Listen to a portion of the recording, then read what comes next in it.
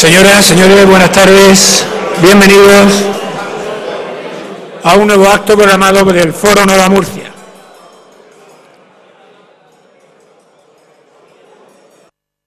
Buenas tardes. Buenas tardes. Reclamo su atención, muchas gracias. Tengo una buena noticia para ustedes.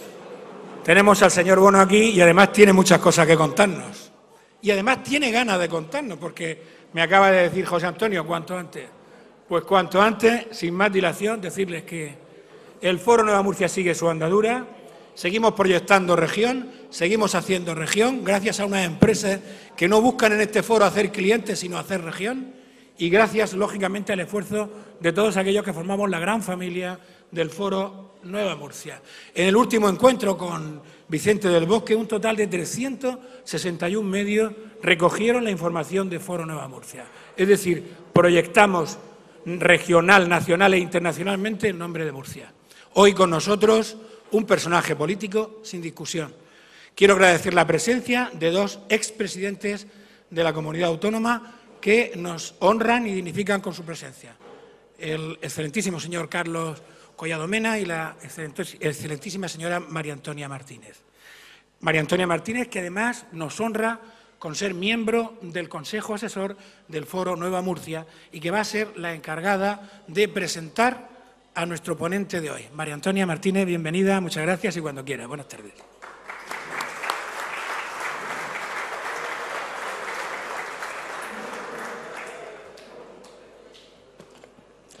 Buenas tardes a todos. Un cordial saludo para todos aquellos que no he tenido la oportunidad de saludar personalmente antes de la comida. José Bono es bien conocido. Ha sido miembro del máximo órgano de dirección del Partido Socialista, de la Comisión Ejecutiva Federal, desde los años 90 hasta el año 2000, aunque quiero decir que ha sido igual de influyente o más cuando no ha sido miembro de ese órgano. También ha sido presidente de la Comunidad Autónoma de Castilla-La Mancha durante 21 años y, como él dice en su libro, fue el único presidente que cuando el Partido Socialista perdió su poder autonómico en el año 95, fue el único presidente que obtuvo mayoría absoluta y además es los presupuestos generales de su comunidad sin un voto en contra. Ha sido además ministro de Defensa en la primera legislatura del presidente Rodríguez Zapatero y, por último, en su última actividad pública, ha sido presidente del Congreso de los Diputados. Creo que no sería ningún disparate, no sería aventurado decir que José Bono es tan conocido en la región de Murcia como pueda serlo en la Comunidad Autónoma de Castilla-La Mancha. Lo que sí sería aventurado es decir que es igual de querido. Y es que Pepe nos ha dado mucho disgusto, la verdad, nos ha dado mucho disgusto. Pero yo, a pesar de esos disgustos, y me alegro y agradezco al foro la oportunidad de presentarte hoy, tengo que empezar diciendo que, al igual que lo sé y me consta, que a pesar de esos disgustos eres muy respetado en la región de Murcia, en la que levantas, como el resto del país, muchas pasiones y muchas animadversiones que no odio, como tu libro, porque solo hay que leer las referencias que a él se hacen y has levantado de todo un poco, pero me consta, como digo, que eres muy respetado. Yo, en este caso, además de respeto, que lo siento y mucho, tengo que decir públicamente lo que él sabe en privado, como mucha gente, que le tengo un gran afecto y un gran cariño. Y os voy a decir por qué, y lo quiero decir para que sirva un poco de presentación sobre el contenido de su libro. A pesar de algún que otro disgusto que me lo ha dado, lo digo sinceramente, y a pesar de malos entendidos y problemas que hemos tenido, no solo conmigo como presidenta de la comunidad, sino desde los distintos grados de responsabilidad que a lo largo de los años he tenido al frente del partido, como responsable de alguna secretaría, sobre todo en materia de trazado de alguna infraestructura y fundamentalmente en el tema del agua, hay una cosa que tengo que decir y que puedo dar fe por mi experiencia personal. Nunca, jamás, como él atribuye a algún personaje en su libro, nunca, jamás me ha mentido. Nunca. Nunca me ha engañado. Nunca. Siempre ha sido honesto y leal y ha dicho en cada momento lo que ha pensado. Y por mi conocimiento y experiencia, sé también que creo que esa posición es la que ha mantenido con el resto de gobiernos socialistas, con independencia del signo político y también en el seno del partido. Y esto, digo, me parece una buena carta de presentación al contenido de su libro. Con esto estoy afirmando la veracidad del contenido del libro, pero a esta veracidad tengo que poner dos pequeñas o grandes adendas. La primera, la veracidad de los hechos, acontecimientos que en ese libro se relata, como en su vida pública, y yo me atrevería hasta que en la personal, pues no está exenta de la impronta del sentimiento que el propio autor pone en su escritura, en su traducción escrita. Los mismos hechos, con toda seguridad, y si se contrastaran esas notas con algunas otras, por ejemplo, con algunas mías, que nunca, desde luego, Pepe, lo voy a hacer, pues seguramente saldrían otras conclusiones. Algunas veces un poco esperpénticas y algunas veces pues seguramente hasta cómicas, ¿no? Esa es la primera adenda. La verdad no deja de ser verdad porque esté impregnada, adornada por el sentimiento que el autor pone en la traducción de esos hechos que está viviendo. Por otra parte, y esa otra adenda que creo que también hay que tener en cuenta para aseverar la veracidad del contenido, es la selección o limitación que el contenido de este diario y de los que se anuncian tiene y que, como dice la propia nota del editorial al principio del libro, es solo un 10% del contenido de los diarios que se han traducido en esta impresión. Cuando se selecciona de 17.000 folios a razón de 600 por tomo, pues yo me imagino que la verdad puede verse deformada, sesgada o sencillamente dejada en suspenso en relación a lo que se selecciona cuando se agota esa parte de lo que se traduce en el texto. Dicho esto, el libro les voy a contar, viene aquí a presentarlo hoy. Yo, siguiendo el propio título del libro, le adelanto que yo del libro no les voy a contar nada, porque, entre otras cosas, quiero que como yo lo compren y lo lean. Me parece de interés. Hay párrafos muy interesantes. A mí me ha gustado mucho realmente conocer toda la referencia y contenido a Adolfo Suárez. Me ha parecido muy interesante y muchas otras. Pero digo, no voy a entrar en su contenido, pero sí le voy a hacer alguna recomendación en su lectura. Les voy a recomendar, porque creo que tiene especial interés para los murcianos, que relean a lo largo de todo él, y no digo ya en lo que nos queda por leer, los datos, las reflexiones, también algunos pequeños disgustos que parece que él también se ha tomado, sobre el Plan Hidrológico Nacional y la gestión del agua en general. Dos cosas le van a sorprender. Bueno, una no tanto, una no y una sí.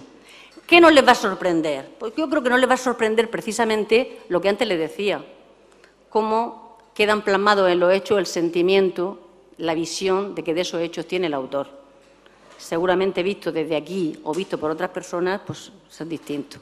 Pero lo que sí les va a sorprender, estoy segura, es algo que a mí no me sorprende tanto, pero estoy segura que al lector de Murcia sí le puede sorprender, es la coherencia que se mantiene en el tiempo en relación a estos dos temas, en términos generales,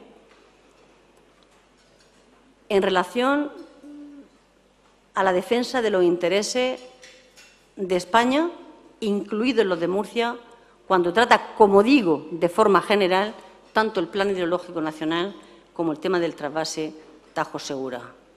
En términos generales digo, que además lo expuso en el año 95 aquí en Murcia, vino aquí a Murcia a exponerlo frente a todas las comunidades de regantes, lo expuso y muy bien, y fue muy entendido y comprendido. Digo en términos generales porque hay algún episodio un poco exacerbado. Yo me referiría, por ejemplo, al relativo, y eso si la página hasta la puedo decir de memoria, la 319, pp, cuando hace referencia a ese trasvase que se autorizó en el año 94, que le produjo un gran disgusto y, por cierto, 2 años después nos ganó el recurso ante el Tribunal Supremo, pero tengo que decir, con el permiso de mis compañeros de profesión, que ganó el recurso porque estaba yo en excedencia en los servicios jurídicos, porque yo creo que teníamos mucha razón y el Tribunal Supremo después ha cambiado mucho de historia y ha aprobado muchas cosas en función de intereses nacionales, e intereses nacionales había cuando en el año 94 el Consejo de Ministros aprobó entonces aquel trasvase. Dicho esto, digo, es interesante que lo lean, porque realmente yo creo que las relaciones entre Murcia, Castilla-La Mancha y también Valencia, al que hace mucha referencia en el libro, han estado matizadas por muchos malos entendidos y malas traducciones que no se corresponden realmente con el contenido de la posición que, en términos generales, se han mantenido de ambas comunidades en relación a la configuración de un plan hidrológico nacional y de un trasvase que funciona como único cuando debe ser compaginado su uso con otros que están previstos desde el 33 y que hasta la fecha nadie ha sido capaz de poner y de llevar al efecto. Poco más les quiero decir, creo que el libro tiene su interés, les recomiendo que lo lean y aquí me voy a quedar. Solamente decirles que es posible que lo mejor de este libro, de estos diarios, que comprenden el año desde el 92 hasta el 97 y se avanzan 6 días críticos para el PSOE ha tenido muchos días críticos después del 98 y del 99, pues digo que yo creo que lo mejor puede estar por venir. Como quien sabe, y aunque él dice públicamente lo contrario, es posible que también quede lo mejor por venir de la propia figura y trayectoria de Pepe Bono. Muchas gracias.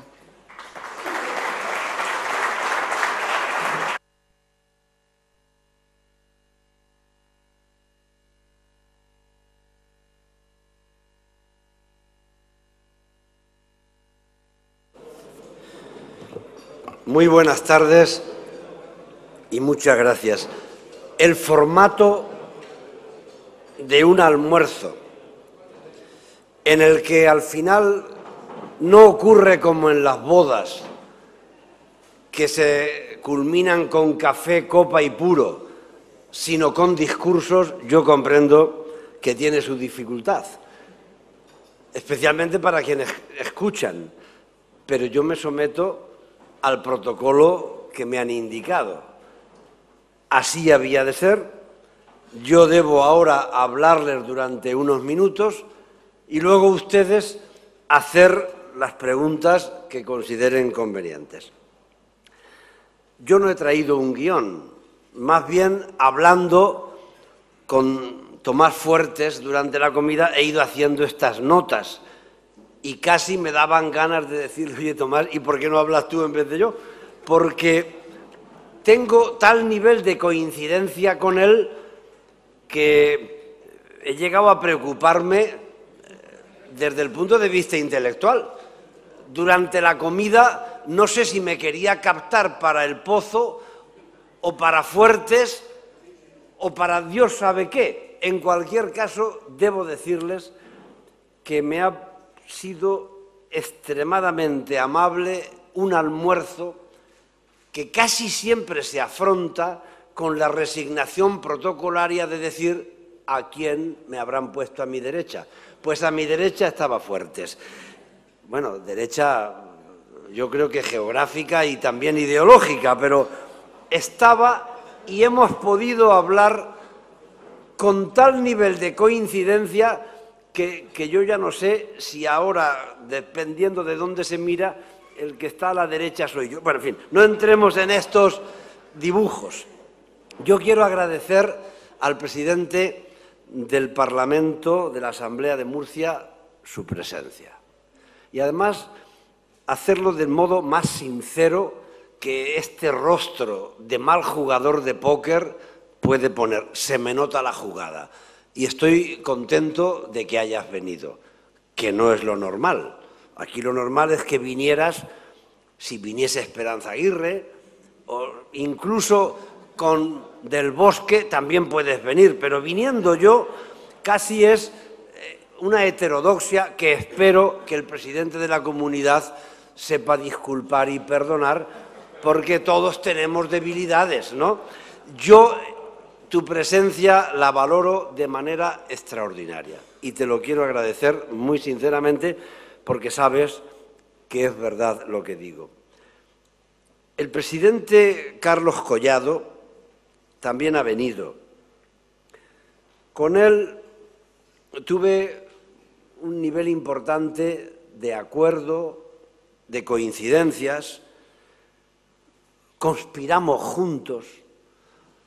Por así decirlo, fuimos guerristas, casi en la misma época y casi en la misma dejamos el convento. Yo aquí explico en el libro cuando lo dejé, luego él si quiere que lo explique. Yo lo dejé más o menos cuando quise que los elefantes fuesen elefantes y no confundirlos. Era esta anécdota que cuento en Zaragoza, Monasterio de Piedra. Presidente Pepe Marco, autonómico. Cena de Navidad con más de 1000 socialistas y Guerra ejerciendo de semidios. Dios era Felipe, semidios era él. Y Pepe Marco levantó una copa y dijo: todos veis que esto es un vaso, pero si Alfonso dice, Guerra, que esto es un elefante, yo diré que es un elefante. Y yo ya me cansé de confundir los vasos con los elefantes y dejé pronto aquel convento. Y así empiezo el libro.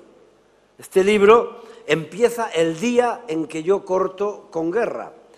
Me subo al AVE, que hacía un viaje inaugural con periodistas, le cuento mi pelea con Guerra a Ramón Rubial y la presidenta de Renfe, Merce Sala, dice: oye, ¿cuánta gente le habrá dicho a Alfonso una cosa así? Y dijo Rubial: vivos, uno. Vivos se refería políticamente vivos. Bueno. Y entonces me dijo Rubial: esto tienes que escribirlo. Y empecé a escribirlo. A la vuelta del AVE empecé a tomar notas. Y ya no dejé de tomar notas hasta que cumplí 61 años, 20 años. Cuando cumplí 61 años, que fue el año pasado, dije: el mejor regalo que hoy me van a hacer es que yo dejo de escribir diario. Y ese día empezaron para mí los días 24 horas, porque ¿sabéis lo que es ir con tu libreta Moleskine a todas partes?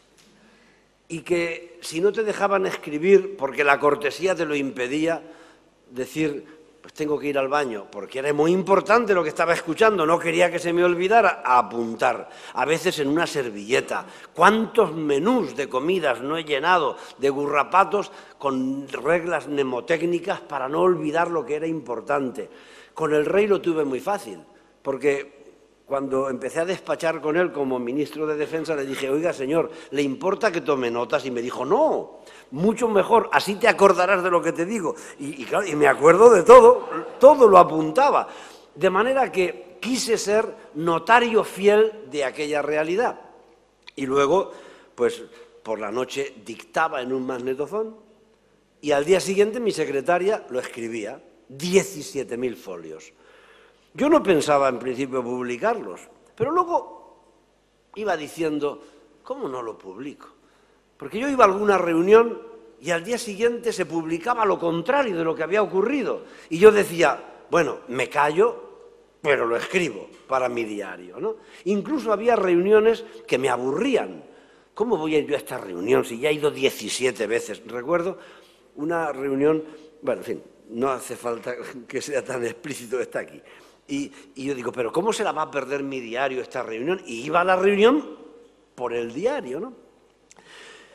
No pensaba escribir, pero publicar. Pero un día vino Calvo Sotelo, el que fue presidente del gobierno, a Toledo a dar una conferencia.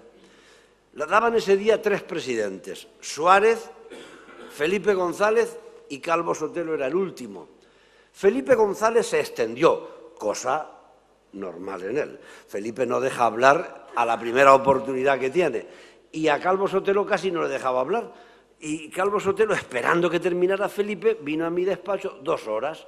Y yo, por hacer tiempo, pues dije, mira, yo tengo un diario. Ah, pues yo tengo uno que voy a escribir. Pues ¿me dejas leer? Pues le dejé mi ordenador y cuando terminó de leer lo que quiso, oye, esto tienes que publicarlo, ¿eh?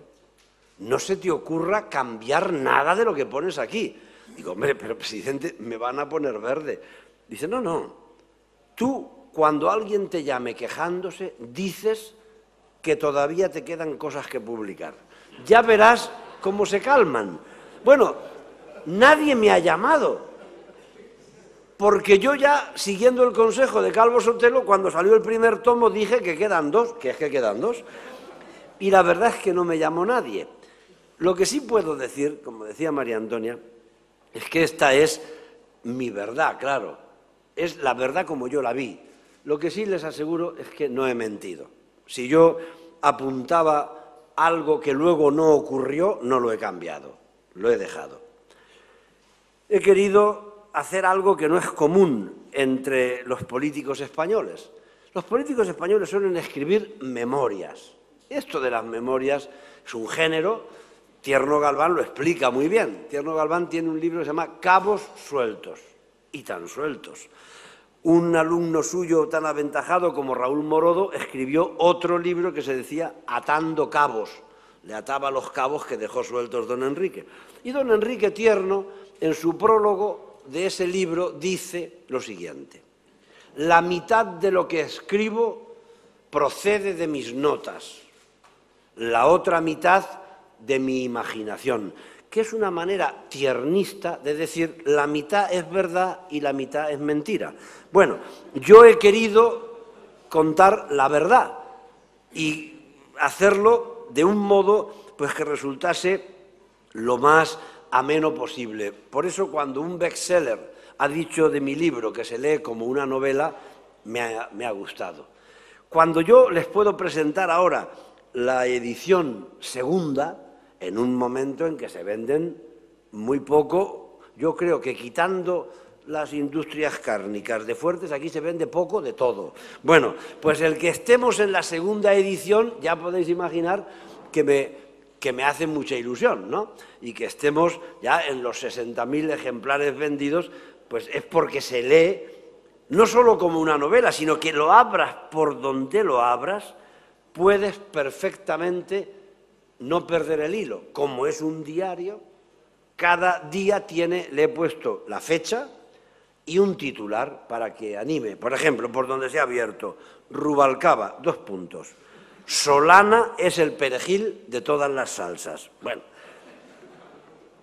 Felipe, el 25 de junio. Frutos, que fue un dirigente del Partido Comunista, dice, es como Lenin, pero sin la parte de Santa Teresa que tiene Anguita. Otra, Felipe, 23 de junio del año 93. Lo primero que pensé después del atentado fue hacer volar a todos esos hijos de puta. He querido contar las cosas como ocurrían y finalmente he querido empezarlo el día que os he dicho y acabarlo en el año 99 con una anécdota que es real. Volvíamos del entierro de Ramón Rubial en Bilbao. Un avión que había fletado el partido lleno. Felipe, Almunia, Solana, Mújica, y entró Rubalcaba el último.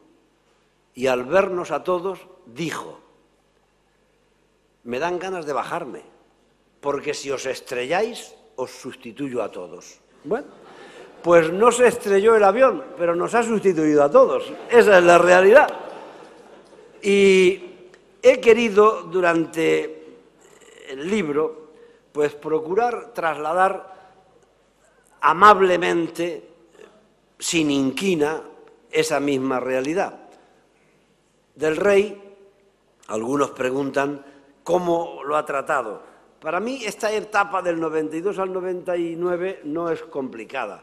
Más complicado será el segundo tomo, que es mi diario como ministro de Defensa, y yo despachaba con el rey prácticamente todas las semanas. Pero digo aquí en el prólogo de este, y digo la verdad, que cuando una persona ha despachado con el jefe del Estado todas las semanas, en una etapa importante de su vida, y no le toma cariño, es que casi no es persona. Yo al rey no solamente le tengo lealtad, sino que le tengo afecto. Y además no se lo tenía. Cuando lo pusieron de príncipe heredero, para mí era una extravagancia sin autoridad, porque ¿cómo le iba a tener autoridad si lo había puesto el dictador que, a mi modo de ver, no podía conferirle la legitimidad democrática que no tenía? Y así lo vi. Luego vino la Constitución y todo aquello quedó legalizado y bien. Pero luego vino el 23 de febrero, que yo estaba allí, y sé que el rey nos libró de lo que hubiese sido el pozo en ese funesto juego de la oca. Y yo le quedé, como muchos españoles, muy agradecido al rey de que, en vez de optar, como había hecho su abuelo y tantos antepasados suyos, por los salvapatrias, pues él optó por su pueblo. Y ese día empezó a ser el rey de muchos que no le habíamos tenido nunca por tal. Y el rey es uno de los políticos, porque claro, a estas alturas decir que el rey no es político, eso sí que es una extravagancia, casi como la de una ministra que un día vino a mi despacho y fuimos a una conferencia y dijo: yo no soy política, y no pude contenerme, digo, pues será fontanera entonces, porque ¿cómo se puede ser ministra sin ser política? Bueno, pues el rey es uno de los políticos más listos que yo me he encontrado. Tiene un olfato para la política excepcional. Lo he contado con una anécdota, y en el libro está, y os la cuento. Visita a Toledo con los príncipes de Gales, cuando era no la actual, sino la princesa Diana. Les recibí en mi despacho, claro, les invité a comer. A la salida, una gran manifestación de los trabajadores de la fábrica de armas de Toledo, que por entonces se cerraba, y protestaban. Y una pancarta que me dejó verdaderamente helado. Una gran pancarta delante de la puerta del palacio que decía: Lady Di, nos toca el pirulí. Yo me puse nerviosísimo, al rey le dije: mire, perdone señor, estos son unos infiltrados en Toledo, esta gente no es así, discúlpeles, no se imagina lo mal que... Bueno, él me vio tan apurado. Yo además, cuando me apuro, sudo, tenía todo empapado, y ya me coge por un brazo y me dice: no te preocupes, Pepe, me ha preguntado el príncipe qué dice la pancarta, y le he dicho: Gibraltar español. Bueno, el rey, de estas podríamos contar, contar muchas, pero también me han dicho que, además de presentar el libro, yo les debía hacer una consideración de orden genérico, y he pensado que la mejor manera de hacerlo era, pues, presentarme.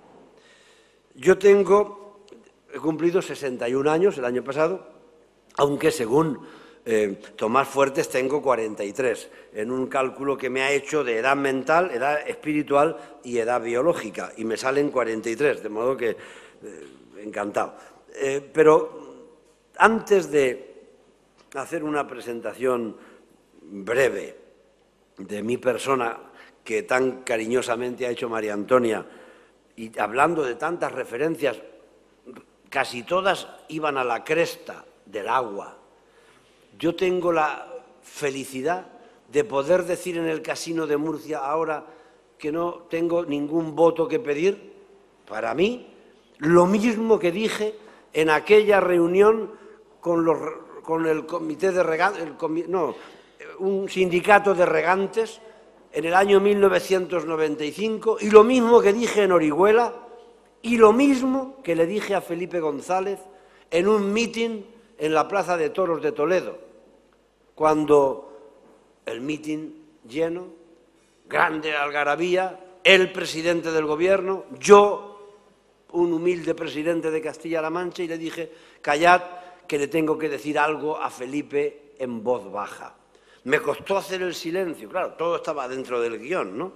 Cuando se hizo el silencio en la Plaza de Toros, le dije: presidente, Ahora que se ha hecho este silencio, ¿no oyes al Tajo protestar por tu política hidráulica? Bueno, lo que dijo el ministro que iba con él fue tan grave que le dije, querido compañero, no voy a decir lo que me has dicho porque quiero que llegues bien a Madrid. Pero yo le dije aquello a Felipe González.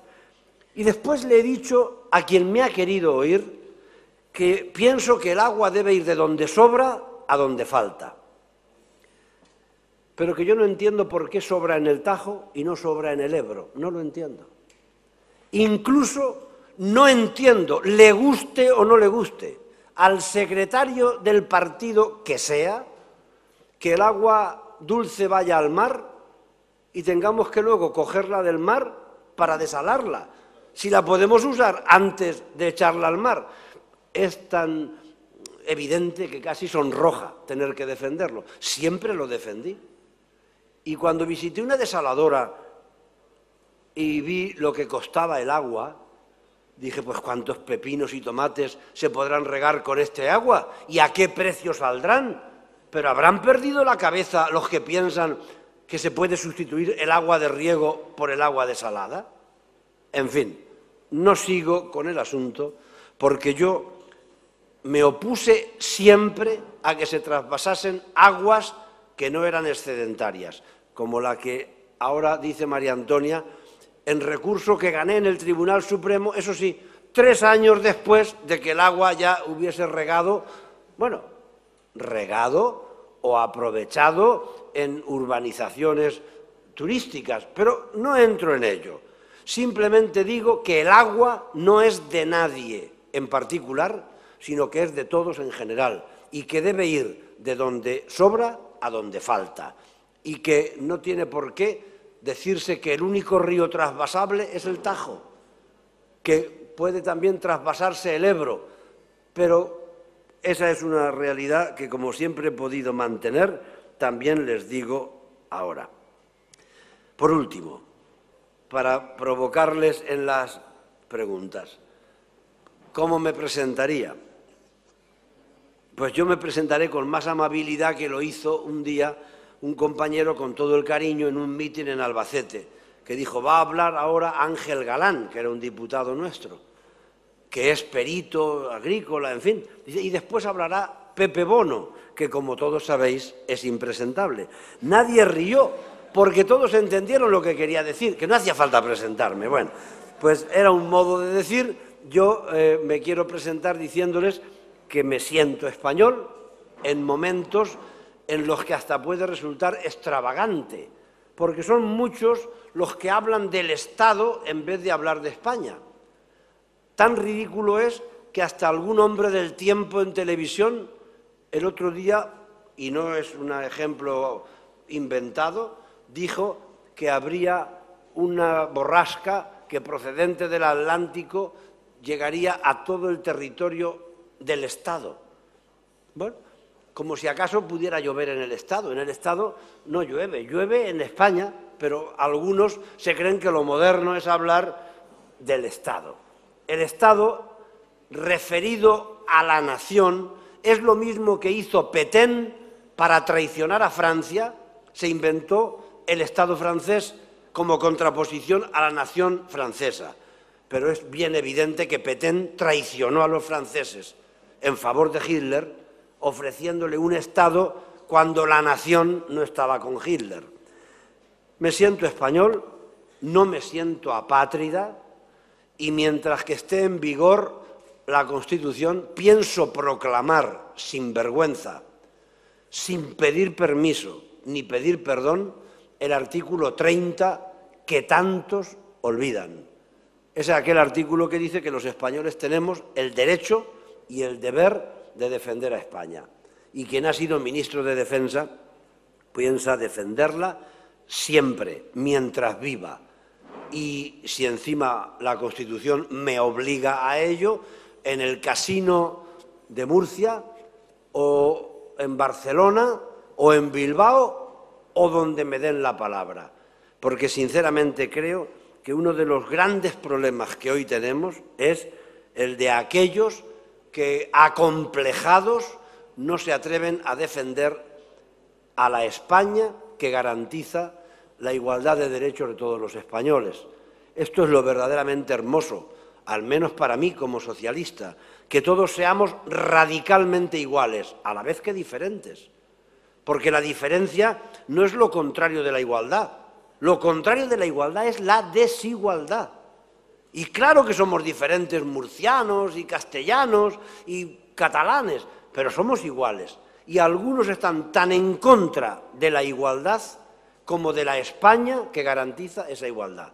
Y por tanto, no pienso dejar de decir que me siento español, aunque haya algún editorialista en algún periódico cuyo dueño es Grande de España, ya veremos a ver si siguen por ahí, si va a seguir siendo Grande de España o tendrá que decirse que ya es Grande del territorio secesionado, porque algunos grandes de España no podrán serlo cuando no sean españoles. Pero bien, vayamos al asunto de que me siento español y no me da vergüenza decirlo, lo extravagante es que me sintiera francés. En segundo lugar, me siento político. Ahora que está tan mal esta actividad nuestra, me siento político en el sentido de que esta es una actividad, muchas gracias, es una actividad, la política, en la que hay gentes como en la medicina o en el periodismo o en la Iglesia. Lo que pasa es que cualquier defecto de cualquier político se sabe, no se oculta, e incluso se exagera. Si un político comete un acto reprobable, ya se encargará el partido adversario de decirlo y de exagerarlo. Pero si andan distraídos en el partido adverso, siempre habrá un correligionario amoroso que vaya a contarle al periodista, a cambio, eso sí, de que le trate bien, algo que se le había pasado inadvertido. ¿Ustedes se imaginan que el obispo se encargara de contar todo lo malo que sabe de los curas? Pues tendrían más o menos la imagen que tienen de los políticos. ¿O se imaginan que todos los médicos hablasen mal de todos los médicos, en vez de disculpar un diagnóstico, que puede alguien equivocarse también, ¿verdad? En vez de disculparlo, pues mire usted, quizá no vio bien, o quizá el análisis, o quizá no sé cuántos. Bueno, pues esta actividad nuestra tiene ese, iba a decir problema y grandeza. Nada malo queda oculto, lo cual es bueno. Yo me siento político. He de decir que entré en política cuando lo que teníamos cerca no era ser ministro, ni presidente, ni venir al Casino de Murcia. Lo único que teníamos cerca era ir a la cárcel por ser socialistas. Entonces entré yo en el Partido Socialista. Y allí conocí a mucha gente, entre otros a Carlos Collado, al que, por cierto, fruto de la calumnia, de la maledicencia y de la injuria, le obligaron a sufrir a él y a su familia. Y nunca supe que iba a tener que decirlo un día ante gentes tan principales e importantes, y lo digo con gusto, porque no te mereciste aquello. Todos merecemos que nos juzguen por lo que hacemos mal, pero por lo que nos imputan sin haber hecho, eso no lo merece nadie, sea del partido que sea. De manera que me agrada decírtelo, aunque te valga de muy poco. Por otra parte, digo que me considero político autónomo. Siempre he dicho lo que pensaba, o casi siempre, y cuando me han dejado tiempo, María Antonia, he pensado también lo que decía. Quizá ahora, pues no he tenido demasiado tiempo, pero me siento autónomo para decir lo que pienso. No me pasa como aquellos cortesanos de la corte del rey Sol en Francia, que dicen que el rey preguntaba qué hora es, y decían los cortesanos, la que desee su majestad. Pues no, la hora es la que es, aunque no te hagan diputado. Y tenemos en España, lamentablemente, la tendencia a que si queremos ser diputados o concejales o estar en política, sabemos, esto es algo que se sabe, que quien quiera ser un cargo público de elección es más importante que se haga amigo del que hace las listas que del que las vota. Porque si tú eres amigo del que hace las listas y te pone en buen sitio, tú vas a salir, aunque no valgas. Y esto es uno de los grandes desastres de la política española. Una ley electoral que sirvió y fue útil al principio de la democracia y que ahora debería derogarse con urgencia, para que los partidos políticos se dieran cuenta que es más importante la unión de los diputados con los ciudadanos que con sus propios partidos políticos. He sido presidente del Congreso y cuando yo empezaba una sesión del Congreso ya sabía quién iba a hablar. No tenía ningún problema, sabía que hablarían 5 o 6. No pasa como en otras épocas en que el presidente del Congreso llegaba y decía: señores diputados que toman la palabra, y levantaban la mano 25, y hablaban los 25. Pero hoy, en el PSOE, no se entendería que alguien levantara la palabra para matizar lo dicho por su portavoz. Sería inmediatamente tratado de desleal. Y en el PP, igual. No hablemos de Izquierda Unida. En fin, en todos. Yo no me imagino a Rosa Díez permitiendo que la matice, ni a Rosa Díez digo, ni a nadie, porque tenemos una idea del poder excesivamente centralizada, y esto es una gran equivocación y perjudica a la política. Por último, como les decía, político, español, autónomo, socialista, sí, me siento socialista, es decir, no soy nacionalista. Y además me llevo bien con ellos, porque no pertenezco a esa clase de socialistas que quieren imitar a los nacionalistas. Algunos los han querido imitar y así les va. Yo no soy imitador de nacionalistas y creo en la igualdad de los seres humanos, cualquiera que sea su raza, su religión, el lugar en el que han nacido. Y, por tanto, entre la igualdad de las personas y la autonomía de los territorios, siempre me quedo con la igualdad de las personas. Y ya para rematar el asunto y ser más heterodoxo para algunos, me confieso cristiano. Lo cual, para que no haya molestias, digo que lo considero compatible. Si fuera incompatible, habría que cerrar la mitad de las iglesias, porque la mitad de los cristianos han votado al Partido Socialista. Y dentro del Partido Socialista, si fuera incompatible, habría que cerrar la mitad de nuestras agrupaciones locales, porque aunque algunos lo callan, otros sabemos que existe. Y esto, pues, también me ha dado mis días de gloria, por decirlo entre comillas, ¿no? Unos no me aceptan por ser de los otros y los otros me querían excomulgar por ser de los unos. Como le tuve que decir al al secretario de la Conferencia Episcopal: oiga, señor Martínez Camino, que ser cristiano, a mí me enseñaron mis padres que era intentar seguir a Cristo, no seguirle a usted, lo cual le molestó todavía más. Pero lo quiero volver a decir para que quede claro que hasta en esto no soy digno de ser imitado, soy heterodoxo, pero pretendo seguir siendo autónomo y decir con el Papa Ratzinger que por encima de cualquier dogma, la conciencia individual de cada persona ha de ser la norma que rija la conducta de esa persona. Y nada más. Gracias por escucharme, por atenderme, y si ahora lo quieren, yo contesto a las preguntas que me hagan y que sepa. Muchas gracias.